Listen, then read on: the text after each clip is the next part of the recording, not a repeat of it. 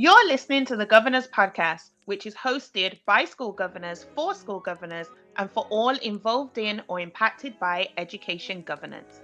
On the Governors Podcast, we have open, honest, and transparent discussions about governance in the UK education sector, sharing and providing insights into the realities of entering the boardroom, sitting around the governing board table, and leaning in.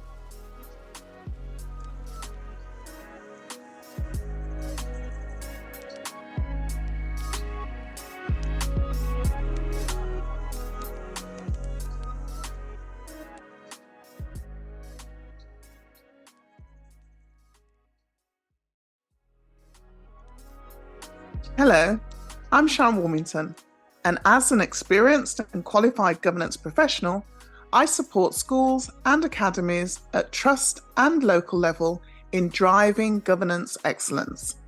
I'm also the founder of the National Black Governors Network and the National Association of School and College Clerks. Collectively, with sector partners, we work with individuals and organisations seeking positive change at a strategic and operational level. Hey, it's Olivia D. Hines here, an unapologetic millennial Black woman who is changing the face and space of education governance. I specialise in brand management, digital strategy, and generational diversity, bringing governance into the 21st century. I'm purpose-led and people-focused, bridging the gap between the then and the now. And you're listening to the Governors Podcast. Okay, let's get into today's topic. So I've been thinking, as I always am. Okay. I'm always thinking, but particularly around the papers themselves. I know that we strategically call our episodes agenda items. We discuss key topics at each table meeting when we're having a conversation about the education governance space.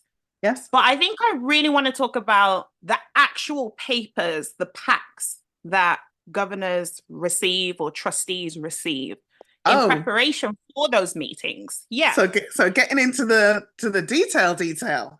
Yeah, because I feel like a couple of seasons ago, because we can say that now. We've been doing this a long time. We have been doing this a while. And we did a topic around how the packs, the papers, the documents that you receive ahead of a meeting can amount to hundreds of pages. And usually the bulk of that is policies. But I want to speak about a different item on that agenda. Okay. So not the agenda. Not the agenda, not policies, okay, but the minutes that are written and are read. I feel like the minutes is almost like probably one of the most important items on the agenda, but it can be easily brushed away. And I say this as a chair because I know that you have to do the whole taking the minutes or the papers, but the minutes as it pertains to this episode as read so that the chair can then sign them as an accurate record of the meeting that took place that those minutes document. And the minutes are the public-facing information about what is discussed at a strategic level. So I think they actually carry more weight than people probably realize. And so when I was traveling to my last LGB meeting, which was a committee meeting and a committee that I chair, and I was preparing for the meeting and reading the papers and stuff, and I was on the train. And it made me think of the papers, the minutes in particular, with this really abstract way of looking at them. I guess it's just the way that my mind tries to assimilate different things so that it makes sense to me. And so if you think of like a TV series, and when you are watching a new episode, it usually has scenes of the last episode or as seen in the previous episode, a recap. And I know there's that feature on streaming platforms where you can kind of skip the intro. Exactly. And that works if, say, you are binge watching something, and if you are watching episodes in quick succession, then maybe you don't need The the recap. reminder, the replay from what happened in previous episodes because things are still fresh in your mind. But imagine you haven't watched the previous episode in weeks or Mm-hmm. months. Mm-hmm. Sometimes you need a little catch up before you go into the next episode, the new episode, to follow the storylines and the character development, etc., etc. That's how I started to think of the minutes of the previous meeting. Okay. When you think of the scheduling of your meetings, they Mm-hmm. tend to be at least weeks apart, if not months apart. And Mm-hmm. so reading the minutes of the previous meeting actually help you to center yourself for the meeting that's coming ahead, I would say, Mm-hmm. because it anchors you in the dialogue that took place previously. It allows you to connect the dots of any papers that are in this upcoming meeting. I feel Mm-hmm. like it shapes and it really helps you to coordinate your thoughts when it comes to what questions to ask. Because if a question you're thinking of was asked in the last meeting, then you don't necessarily need to ask that same question. But You're a looking for follow-up. the follow-up. You're Yeah. trying to move forward. Exactly. That's what I mean. So I feel like reading the minutes of the previous meeting helps you to know what was asked or remind you of what was asked, what conversations were had, what answers happened, and not least because the minutes have the matters arising, any actions from those minutes, any actions since the last meeting. So Okay. I feel like it really shapes the dialogue moving forward. So that's why I wanted to bring it to the table. Right. Now, Okay. as someone who has experience as being a clerk and being a governance professional and the head of governance, I guess you can offer insight on writing the Oh. minutes. Oh boy. Oh boy. Oh boy. What a topic. There's a saying amongst us clerks or governance professionals that goes something like minutes are something that takes hours to write and days to get approved. Um, and it is, if you think of the average meeting of 2 hours, 2 hours. it can take 4 hours plus to Mm-hmm. draft the minutes from that 2 hour meeting. So I suppose for this episode, I'm going to need to toggle between the governance professional stance and the governor trustee stance. So Okay. the first point I'll pick up when you mentioned about the approval of minutes at the subsequent meeting. That is an important part of Mm-hmm. the audit process. Minutes must be approved. Minutes don't need to be signed nowadays. They don't Okay. need to Mm-hmm. be, because once they are approved and they are approved by the governing body as a Mm-hmm. true and accurate record of the previous meeting, that is a Yeah. approval. The signature Right. thing is quite old school. I may Right. get some pushback from that, but because I have done, because I think um, in the maintained sector, I think it's actually in the school regs document that minutes have to be signed. But let's Oh, right. let's Okay. bear in mind when those regulations were last reviewed or written.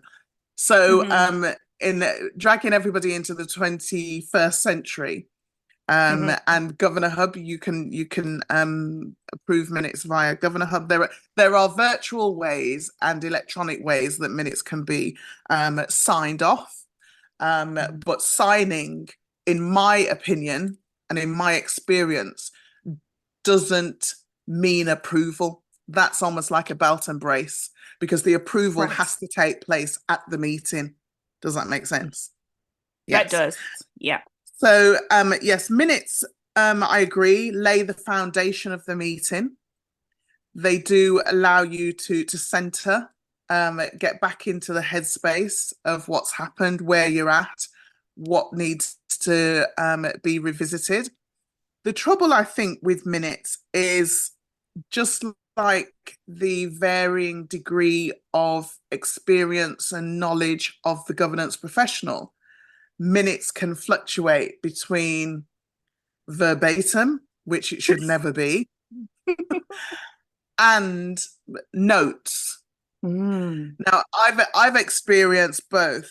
I know that my minutes are detailed. I like to think they're detailed enough to give somebody who was not at the meeting a strong understanding of the discussion, the decision, and the actions taken or to be taken. When I'm approaching my minutes, that's how I write them, so that they make sense to somebody who wasn't there, which is why I struggle with some minutes that I read, whether I'm doing an external review of governance or whether I'm on a board myself or whatever. Sometimes I struggle with the minutes written by other governance professionals because the flow isn't what I'm used to, if that makes sense. Yeah, Now, of course. it's probably Yeah. because I'm biased, and I get that. Yeah, there's a style. You could Yeah, have a style preference, or just like you have a communication style that's different yeah, to someone else's, or a learning style that's different to someone yeah. else's. Well, for that reason, I'm often called upon to deliver minute taking training, Right. to assist people or to give them an understanding of how I take my minutes. Now, it's not to say that mine are perfect. They have been commended by Ofsted, I must admit, and I do get comments from trustees and governors about how easy they are to read, because that's equally important. Jargon free is important. So there are key things that we should look out for in our minutes. And there's nothing wrong with you as governors or trustees, when you're looking at the minutes, if they don't make sense to you and you were at the meeting, Say something. then say something. Because these, once approved, become part of your audit trail. Yeah, Now, exactly. moving on to the minutes themselves, in terms of this is now from a governor or a trustee viewpoint. I think they are one of the main papers that are skipped the most Yes. in terms of reading. It's almost like, if you were there, I don't really need to read these. This is why I wanted to talk about it. Yeah. And that's a mistake. It is a mistake. It's hard to read something, which is why it goes back to the way it's written. Because Yes. if they are hard to read, you tend to skip over them and just go, because a report is easier to read because it has a beginning, a middle, and an end. If the minutes don't have a proper flow, it is really difficult, A, to read them and make sense of them. And B, are you then approving just because you can't put your finger on what's wrong with them? That's And so that true. That's so that true. can be a problem. That can be a problem, because when I get my meeting packs, I focus on the minutes of the meetings that I didn't attend. So where I'm a governor, I'm not on the curriculum committee, for argument's sake. I'm on the finance committee. So I will make sure that I read the minutes of the curriculum committee before I read the minutes of the finance committee. Because I Because want that's to, the committee you weren't at. So you right. need to digest it more. Whereas Yeah. the committees you are at, it's Yes. easier for things to fall into sync. So yeah. Absolutely. And when it comes to your audit trail, if you're having an external review of governance, or you're having Ofsted, your minutes are what they go to first. So I This is know what I was that thinking. there are some people, some governance professionals, some schools who will also include all the papers related to that meeting. But Right. if you've got a really good set of minutes, you don't need to read all the papers, because the minutes will reflect the discussion, the decisions, and the actions to be taken. And then with each subsequent set of minutes that you read, you should be able to track your actions through them. This is Does such that a make good sense? point. Yeah, it makes absolute sense. And And I'm that's so glad you raised the point about fundamental things that all minutes should have, because then even if your writing style is different or your composition is different, because obviously we have so many different clerks out there in the governance space, we're not expecting all clerks to write the same way. That's like mhm, getting, I don't know, 100 authors to write from the same genre or write in the same style. It's not going to happen. Everyone has their own style, but there are core principles, I guess you could say, yeah, about what minutes need to look like and feel like, and the considerations around them, so that you have the angle of the people who did not attend the meeting for whatever reason. As you say, Ofsted wouldn't have attended the individual meetings that those minutes are written for. But then also mhm, anyone who sent in apologies or was absent, you're trying to make it, or it would be good to make it as easy as possible for people to catch up on minutes they weren't present in, but then yeah, also a good reminder for those who were present, just in case there are actions that need to be tracked. Because I feel like this is how things can slip, meaning mhm, there could be something that the school does need to follow up with the school governors about, but because we haven't tracked the actions or the yeah, requests or those kind of things, then a whole academic year could go by. Because mhm, if you think of having, I don't know, an LGB meeting, full board meeting per term, so mhm, 3, 4 meetings in the academic year. This is considering any schools that don't have a committee structure, or only have a committee for finance, say, but don't have any other necessarily committees. I'm thinking of maybe smaller schools where if you had a committee, everyone's going to be there, like mhm. an LGB board. Um, and so you want to make sure that nothing doesn't slip by. Otherwise, a whole academic year's gone by and there could have been an action that needed to be taken to support the students that were in that school that academic year. But because we haven't followed up, we don't know what's happened with this thing or that thing. So it's a It really could be a good point to raise. compliance. It could be a Even that, compliance yeah. action, and that Hmm. is fundamentally important, and Of that's why course. the way actions attract. I've been in situations where actions are all listed down one side. Hmm. Um, the layout of minutes is really important as well. The way they look on the page. Hmm. But I'll come back to that. But the actions in some formats are all down the right hand side.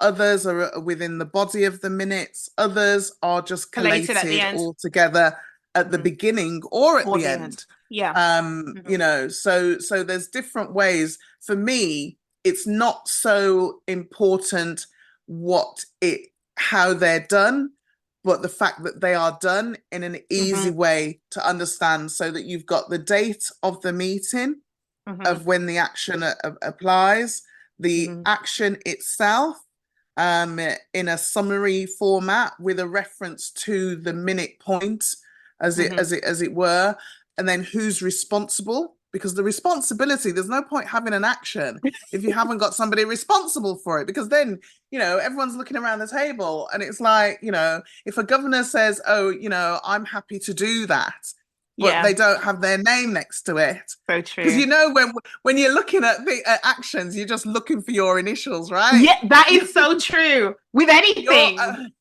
with anything, you're just looking for your own initials, and if your initials don't appear, it's like, right, I've got nothing to do. No So actions homework. can be easily missed if Yeah. that doesn't happen.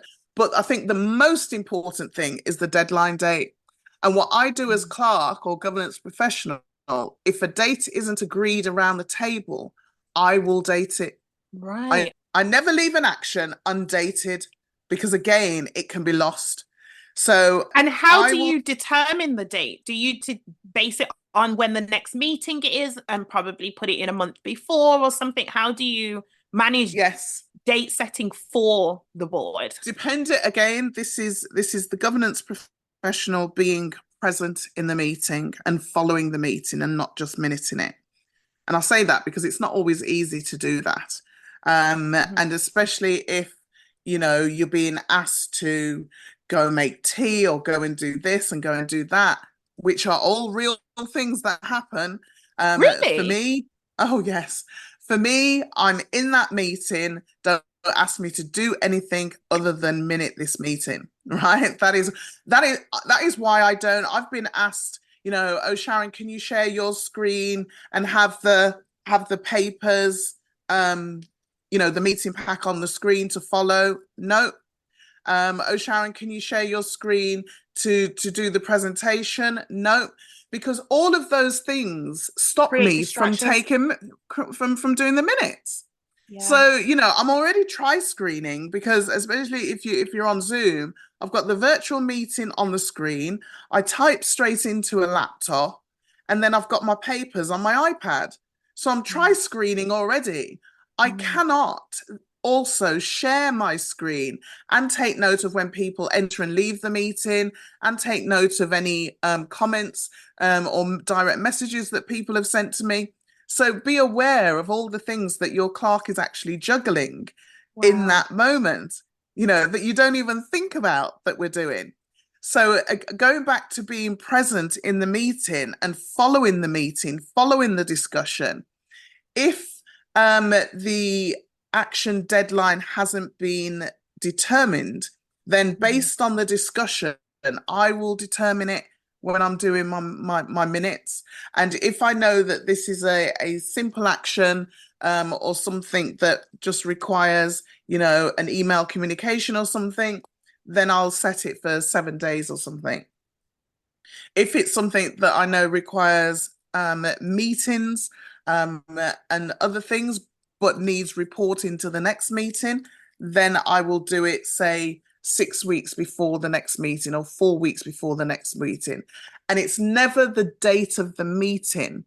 It's Mm. always if I'm leaving it as long as possible, it's always at least 14 days before the next meeting so that reminders can go out, that action, if necessary, can be taken if it hasn't been taken.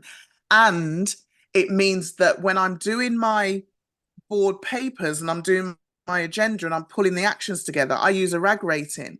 So I will Mm. then be able to update the actions to Okay. say whether these are still red, amber, or green as completed. Because what that then does at the meeting is then put you in a position where you don't even have to really spend any time on the greens because they're Mhm. completed. Yeah. You look at the reds that haven't been started and you decide have the circumstances changed and they're no longer Mhm. required?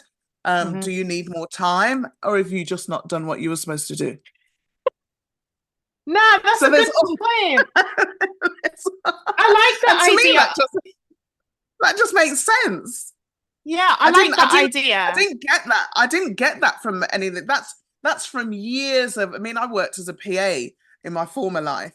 At board level. So I've always been in and around common sense things. And for me, it's always what's going to make my life easier as a clerk, as a governance professional. What's going to make my life easier? I don't want to be minuting actions that haven't been done when I can send an email to a governor to say, have you done this, or to a head or to a member of SLT so that I can Mm. update that because it then just reduces the amount of words that are spoken around the table.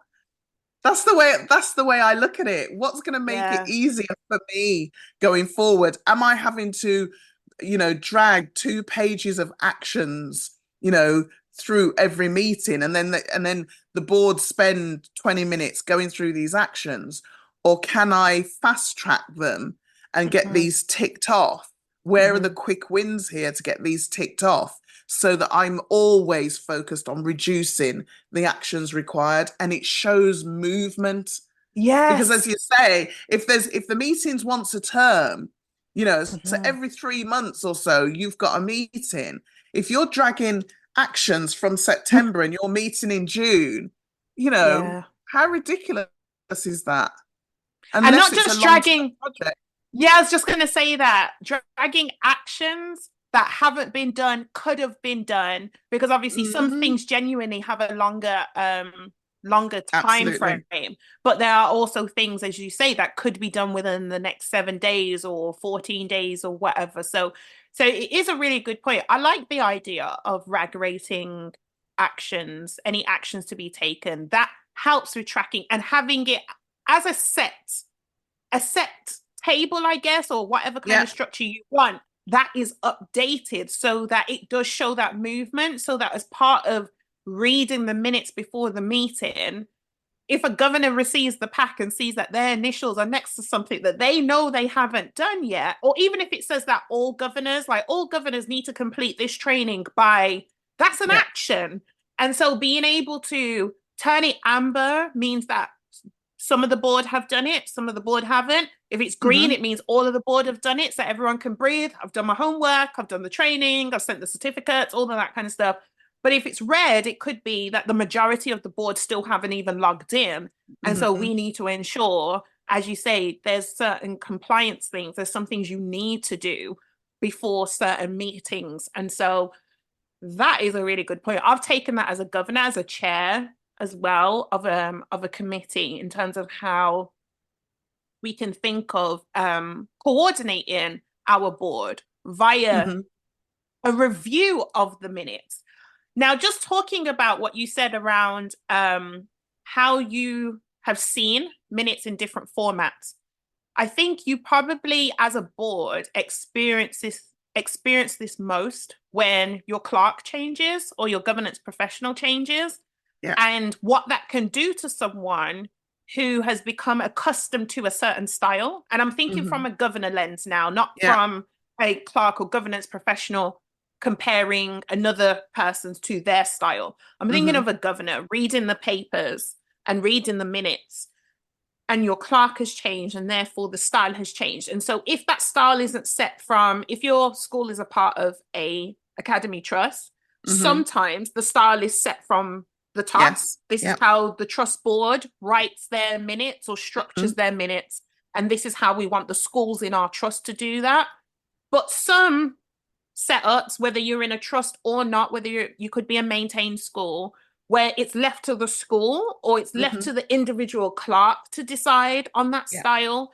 And so, whilst it's not a question for me to ask you, but I guess it's a thought for me to share with our listeners, for them to think about what style works for you, what works Hmm. for the board. If there's a style that you've seen that you think will help to make things more efficient and clearer, then recommend it. Because when I think of the importance of reading the minutes, I think of what you said about how digestible they are, like how they're Hmm. presented makes them easier to read. Do they make sense? For me, I use the minutes because I'm in attendance at almost every meeting. So I use the minutes as like a jump start, a reminder. It's like I'll skim read and I'll be like, oh yeah, I remember being in the meeting and us discussing that in more detail. And so I'm looking out for the questionings and stuff. But sometimes it could be typos. Now, there are some typos where you could literally send a one-line email to the clerk and just say, "I just spotted these things. Can they be amended?" But sometimes they need to be raised as questions before you approve the minutes. Just Hmm. double check some of the things that were worded, because it could be down to a clear example. It's like a figure and it's been Hmm. misquoted. Imagine Yeah. you've got one too many zeros or not enough, or you've put the Hmm. comma in the wrong place. That can really change the essence of the dialogue that was actually had. Absolutely. And Absolutely. especially when it comes to figures and money, if you misquote things, and this is through no fault of just the clerk or the governance professional who may have made a typo, but sometimes in the meeting, you've probably said the wrong number or the number needs to be verified, just so that when that becomes approved, we can Hmm. all stand by those minutes and say it's an accurate and true record. As you say, that's Yeah. what the minutes approval is about. It's saying that they're an accurate and true record of the meeting that was had. And so it's important to read them. Very important to Absolutely. read them, not least because your clerk or your governance professional has taken the time, the hours to write them. The Listen to you hours, the speak for days. seconds. Oh, yes. Listen to you speak for seconds to then write these minutes for hours, only for you to skim it or Yeah. scroll past it. Yeah, So that's it's just, disrespectful. okay, I know you've got more to say. So before we continue the conversation, let's hear from our sponsors.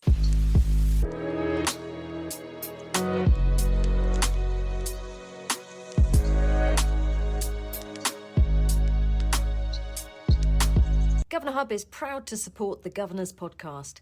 As a leading provider of online governance support, we know that confident and well-equipped governors bring about positive and meaningful change. So when you've been inspired to do your best by really leaning in on the topics that matter, you can rely on us for the tools to help your board work better, the guidance and training to develop your skills, and a secure online body of evidence for when it matters most. Visit thehoot.news to join us and feel part of something bigger.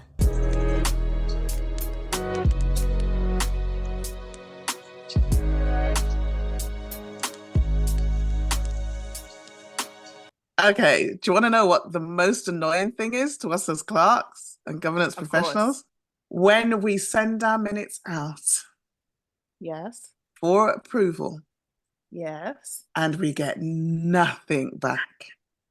I mean, no acknowledgement, no nothing. I mean, this is just to the chairs, and I'm guilty of it. It's really bad You mean because guilty as doing this to a clerk a where you're a clerk, school governor? yeah, yeah. It's really so Nah, okay. In this debate, I'm sitting in the clerk's camp. okay. No, But I am honestly, guilty of it. But it's really hard when you do your minutes, and because yeah. of your terms of reference dictate, your turnaround. I know that some trusts, I don't know if this is maintained, but some trusts want their minutes turned around in 3 days, which I think is ridiculous. But Ooh. yeah, but let's not go there.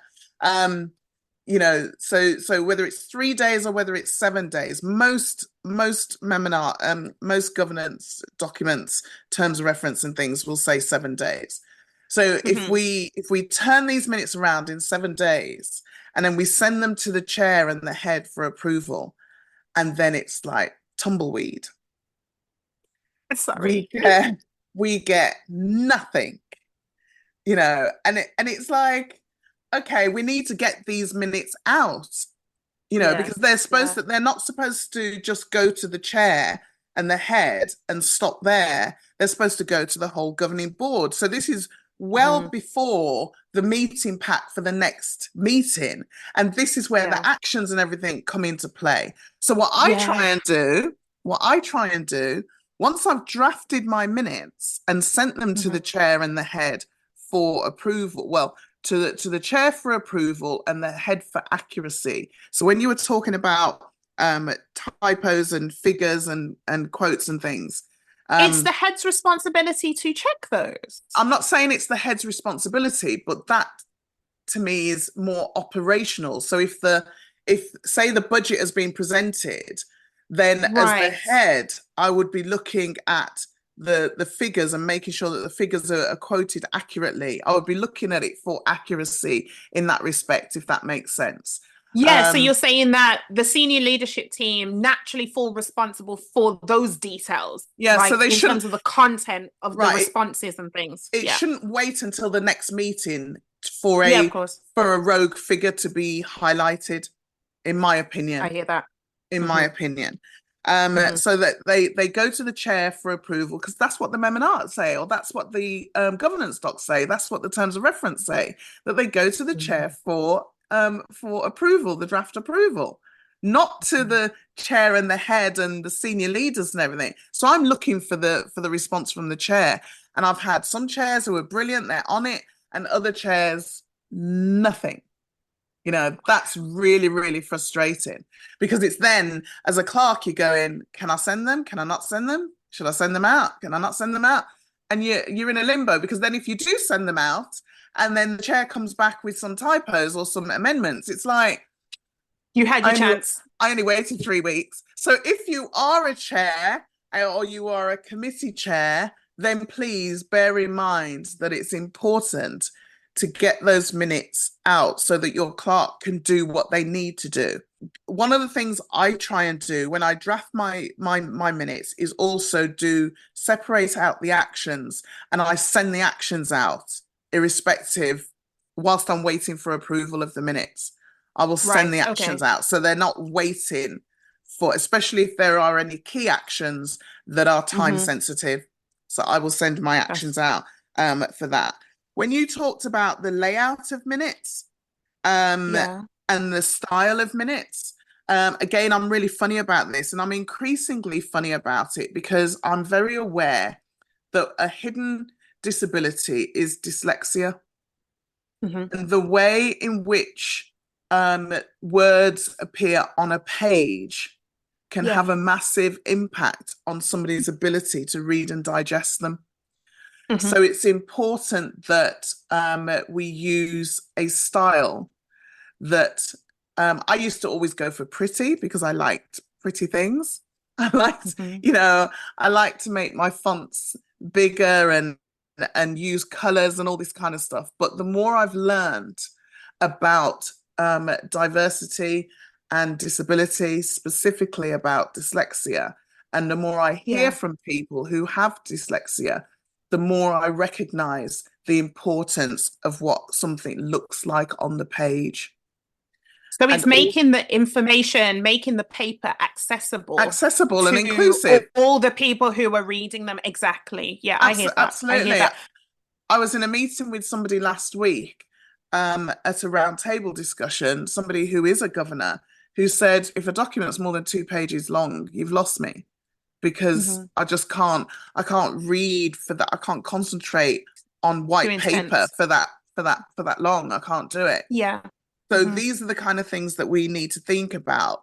I cannot bear minutes with lines in, so tables, everything's in a box. It can be dazzling to the eye. Exactly. It's too much for the eye. And I don't have dyslexia, and I love to read, but those lines are just too much, and they take up so much room. So you could have 5-page set of minutes that turns into 9 pages just because of all the tabling, the dead space that you've created. So if I'm going into a trust or I'm going into a school as a governance professional, if there is an existing style, then I will adopt it. If there isn't, I will create my own, which my own style is consistent. There's a specific font I use. There's a specific layout I use. I have been in situations where I haven't necessarily agreed with the way the trust want to do theirs, and I've made suggestions on how they may change it. But if I'm employed and that's my role, then I do conform. But I always find a way to Sharonize. I will always find a way to Sharonize. I hear that.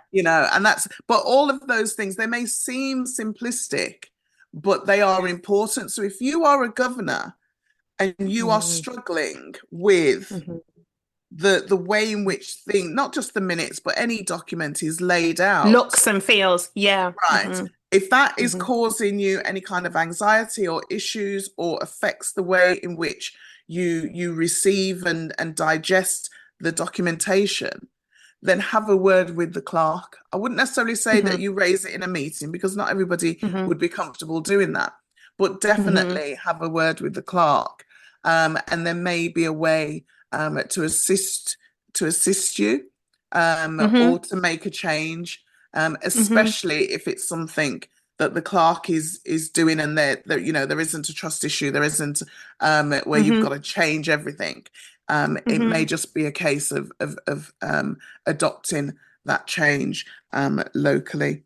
So it's a very good point. It's a necessary point that is extremely important to consider when you do think about inclusivity, and also the spectrum of neurodiversity as well, and how people process information starts with how it looks and feels.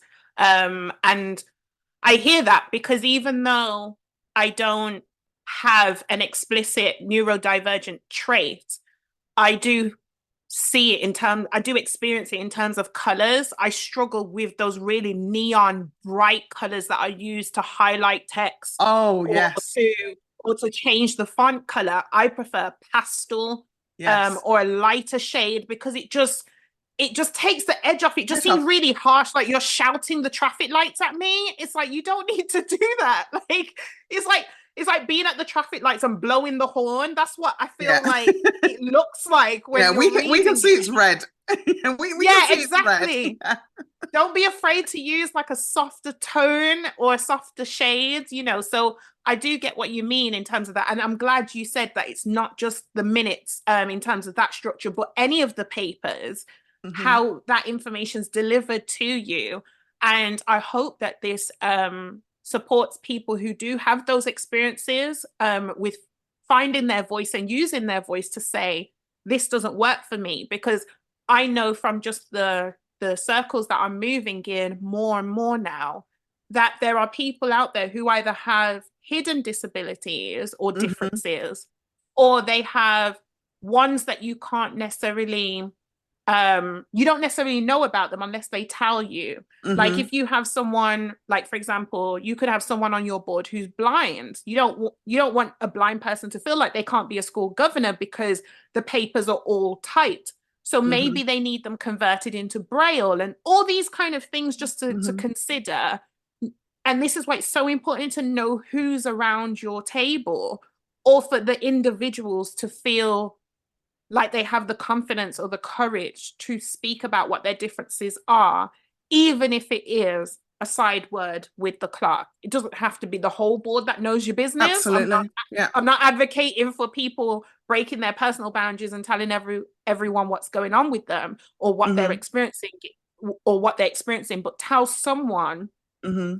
if it's going to help you be more effective Mm-hmm. as a governor, and if Mm-hmm. it's going to help the whole process of strategic leadership be more efficient, because that's what we want. We want those efficiencies so that we can invest the time in Mm-hmm. having those very, very important discussions that lead to decisions that then impact our school communities, our staff, and our students. So it's really important that we try and remove the barriers. I think this comes down to barriers as well. There's a Absolutely. lot of talk around barriers to entry, but Mm-hmm. sometimes there could be barriers that don't retain governors. And so we want to make sure that we keep all of the best people that we can by serving them in the way that we can, through the things that we provide, like the resources, like the papers, like the conversations, creating those safe spaces for people to say, I'm different in this area.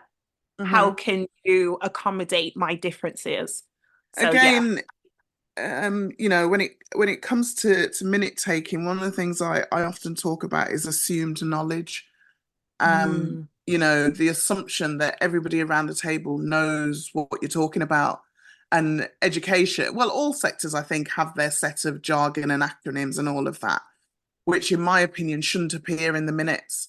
And if they do appear in the minutes, then they should be limited, Mhm. only when necessary. And the actual acronym should be typed out in full in the very first instance.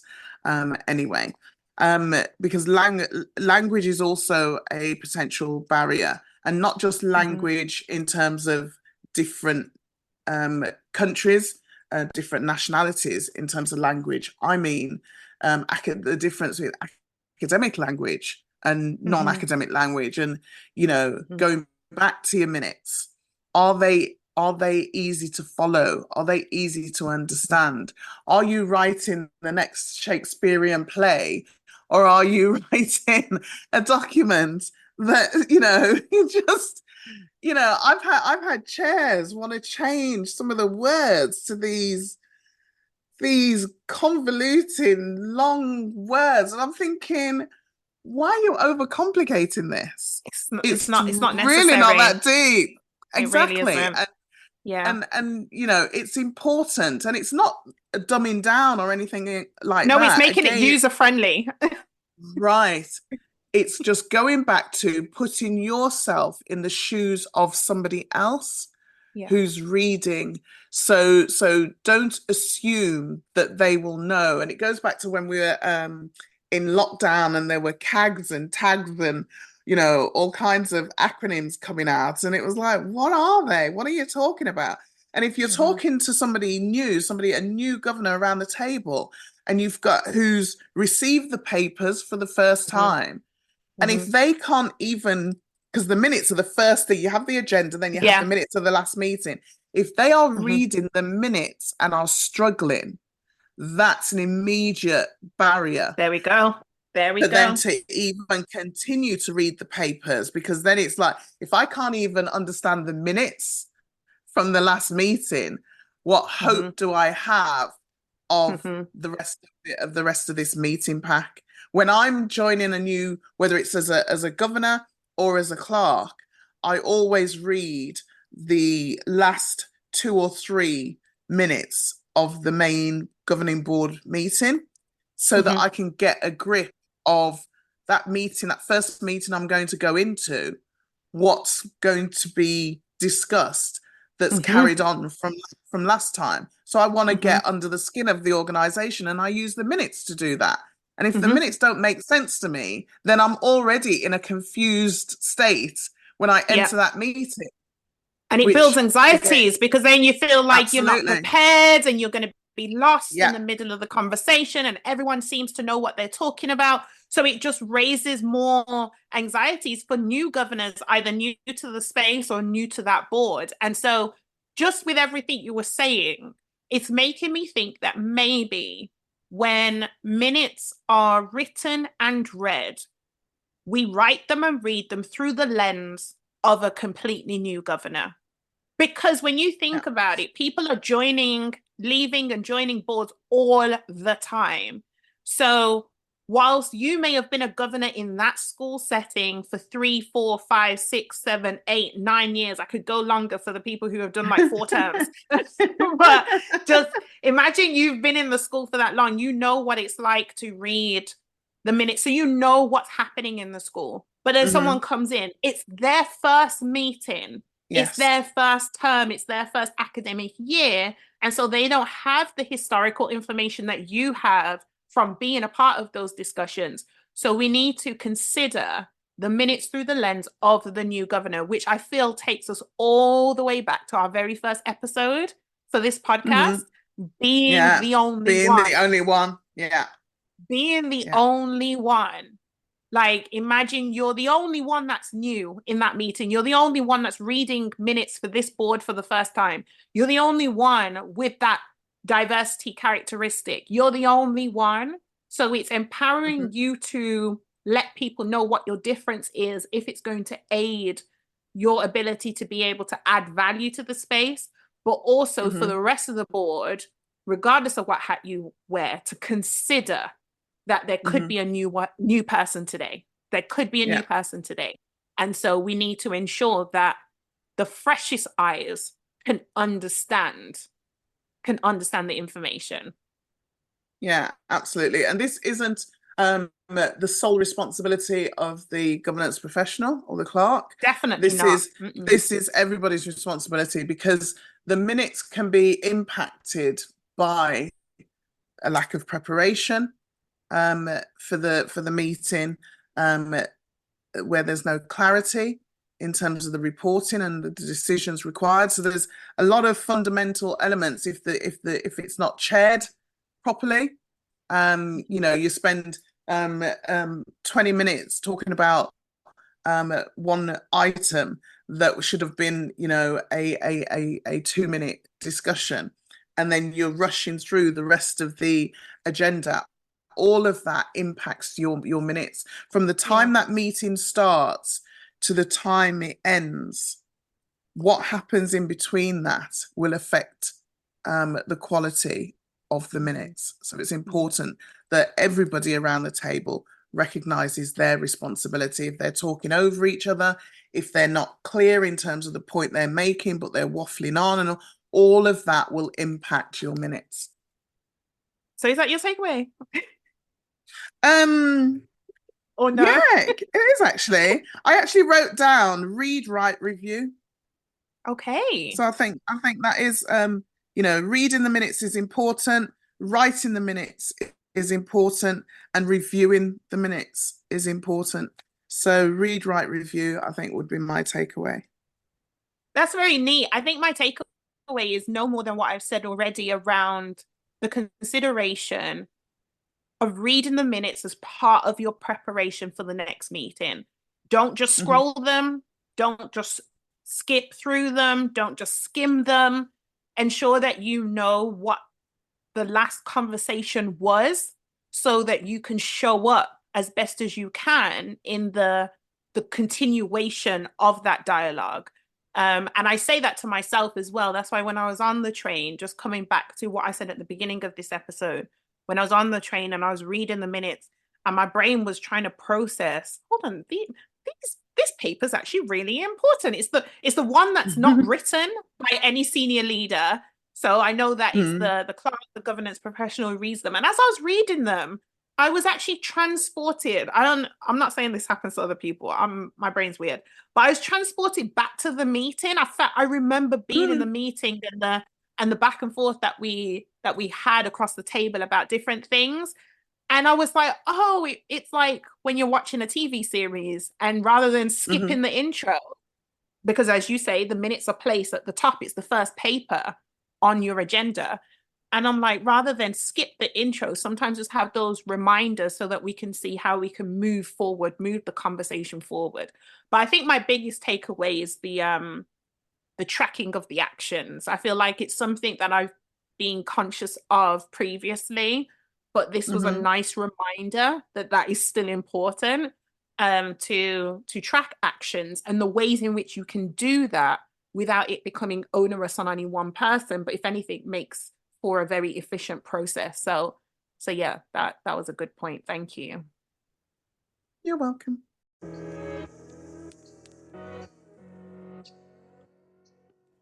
Thanks for listening to today's episode. Please rate, review, and subscribe via your preferred streaming platform. The Governors Podcast is a brand of the legal entity Education Governance Solutions Limited and a free training resource for anyone. So if you know someone who is interested in becoming a governor or a trustee, please share this podcast with them. And if you'd like to get in touch with us directly with questions or comments, then drop us an email at thegovernorspodcast@gmail.com. You can also follow us on social media platforms at The Governors Podcast. Let's connect.